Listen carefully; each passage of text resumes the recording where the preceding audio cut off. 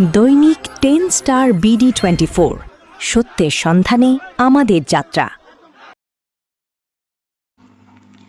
কুড়িগ্রামে এনসিপির আয়োজনে আজ অনুষ্ঠিত হয়েছে জুলাই পদযাত্রা।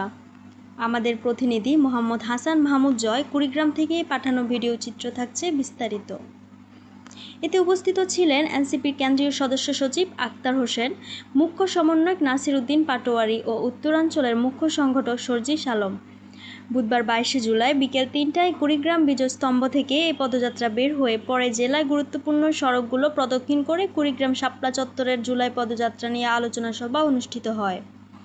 আলোচনা সভায় আরও উপস্থিত ছিলেন এনসিপির কেন্দ্রীয় যুগ্ম আহ্বায়ক ও কুড়িগ্রাম ২ আসনের সংসদ সদস্য ডক্টর আতিক মুজাহিদ, কুড়িগ্রাম জেলা এনসিপির আহ্বায়ক মুকুল মিয়া ও কুড়িগ্রাম জেলা এনসিপির সদস্য সচিব মাসুদ রানা সহ দলের অন্যান্য অঙ্গ সহযোগী সংগঠনের নেতাকর্মীবৃন্দ। অনুষ্ঠানে বর্তমান সরকারের বাজেট বৈষম্য ও চাঁদাবাজ, সন্ত্রাস এবং মাদকের কথা তুলে ধরে বক্তারা বলেন, সরকার যদি দেশের মানুষের সাথে সন্ত্রাস, চাঁদাবাজি, দুর্নীতি করে তাহলে জনগণ সরকারকে লাল কার্ড দেখাবে। বাজেট বৈষম্য নিয়ে দলটির সদস্য সচিব বলেন, উত্তরাঞ্চলের মানুষদের জন্য সরকার কোনো বাজেট দেয়নি। সরকার যখন বাজেট প্রণয়ন করছে তখন সরকারি দলের আসনগুলোতে বাজেট দেয় আর বিরোধী দলের আসনগুলোতে বাজেট দেওয়া হয় না। এতে স্পষ্টতই একটা বৈষম্য। আর এই বৈষম্যের বিরুদ্ধেই আবু সাইদরা 2 হাত প্রসারিত করে দিয়ে গুলি খেয়ে তারা জীবন দিয়েছিল, শহীদ হয়েছিল, যাতে করে এই বাংলাদেশে আর কোনো বৈষম্য না থাকে। স্থানীয় নির্বাচনের জন্য বিভিন্ন উপজেলা, পৌরসভা ও ইউনিয়ন পর্যায়ে প্রার্থীদের নাম ঘোষণা করে তাদেরকে নির্বাচিত করে এনসিপির আগামীর কার্যক্রম শক্তিশালী করার জন্য আহ্বান জানান নেতারা।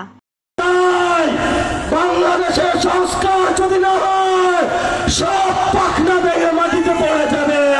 বিএনপির জন্য চালু করেছে কৃষি কার্ড, ধর্ম কার্ড, প্রবাসী কার্ড। আমার খেটে খাওয়া মানুষের পকেটের টাকা কেটে নিয়ে আমরাও বলেছি আমরাও কয়েকটা কার্ড চালু করব। 1 নাম্বার হলো সন্ত্রাসী কার্ড, এটা হলো বিএনপিকে দেওয়া হবে। 2 নাম্বার হলো চাঁদাবাজি কার্ড, এটা হলো ছাত্র দলকে দেওয়া হবে। 3 নাম্বার হলো দখলবাজি কার্ড, এটা হলো যুব দলকে দেওয়া হবে।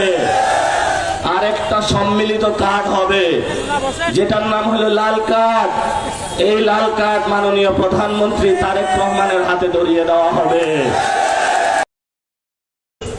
গতকালকে আমরা একটা সংবাদে দেখলাম যে এতদিন ধরে বাংলাদেশ থেকে যারা হজ করতে যেতেন তাদের থেকেও এক প্রকার চাঁদাবাজি করা হতো। এই চাঁদাবাজিটা সরকারের সহযোগিতায় বিভিন্ন বেসরকারি প্রতিষ্ঠান চাঁদাবাজি করত। বাংলাদেশ থেকে সেই হাজিরা যেতে 5 লাখ, 6 লাখ, 7 লাখ টাকা লাগতো। বিএনপি সরকারের পক্ষ থেকে জনপ্রতি 25,000 টাকা করে সরকারের ফি কমানো হয়েছে। যদিও এটা অনেক কম, তারপর আমরা সরকারকে ধন্যবাদ জানাতে চাই যে হাজিদের দিকে তাদের অন্তত একটু দৃষ্টিটা পড়েছে। সিদ্ধান্ত নিয়েছে কিছুক্ষণ আগে সেই এমপিকে জামাত থেকে বহিষ্কার করেছে। গতবার মিটিং করে গিয়ে বলেছি আমাকে তালিকা দিবেন কি কি সমস্যা। আমরা দেখলাম ও এখনো ঘুমিয়ে আছে। এখানে কি করেন?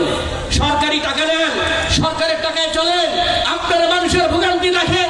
আপনাদের এখানে কর্মকর্তা করে থাকার দরকার নাই। টাকা নিতে হবে। আপনি কোন দলের আমি দেখবো না। যদি এনসিপির হন, যদি